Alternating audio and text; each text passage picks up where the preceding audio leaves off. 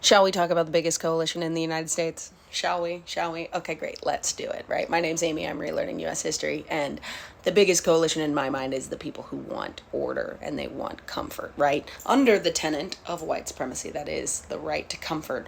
We have a lot of people, white and non-white, who fit into this category, right? I made a mention of Martin Luther King and his conversation around moderate white people and how these people and their resistance to change because they just want order and they just want comfort are the biggest issue for Black Americans in terms of getting rights, right? And we see those people every day. And are they always white? No.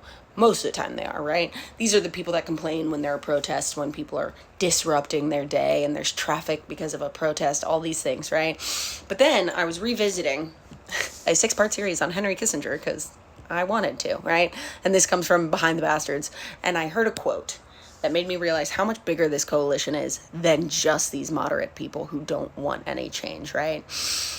This is a quote from Walter Isaacson's biography, Kissinger, a biography, creative.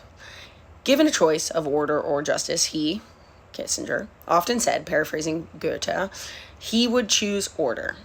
He had seen too clearly the consequences of disorder. Now, Henry Kissinger is not a moderate white. We know that. Henry Kissinger falls into line, in my opinion, in the same vein as Richard Nixon, as Eric Adams, as Donald Trump. These are men who want power for power's sake. They don't want to kiss the babies or shake the hands. They don't want to do the job. They want to garner more power for who?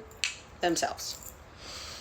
So that made me realize there are so many more people in this umbrella of comfort and order rather than disorder, change, and rights for everyone, right?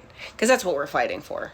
That's what people are arguing for today. That's what people were arguing for when Martin Luther King Jr. was in jail in Birmingham. That has always been the argument. Now, there's a neurological aspect to this, right? Our brains will choose comfort every day of the fucking week. It can be a comfortable hell or an uncomfortable heaven. And the uncomfort comes from the newness, the change, the difference. If you've ever made a massive change in your life, even if you felt in your heart of hearts and you knew everything was aligned and it was the right way to go, your brain will play tricks on you. So I don't know how we do this, but we have to get through to this coalition who believes that order and comfort is more important than progress and change. And I can't figure out how to do it. We're trapped in echo chambers and algorithmic apps, and I am looking for some help on how to break through the noise. But that's the coalition we need to turn. And it's not all white people, but it's a lot.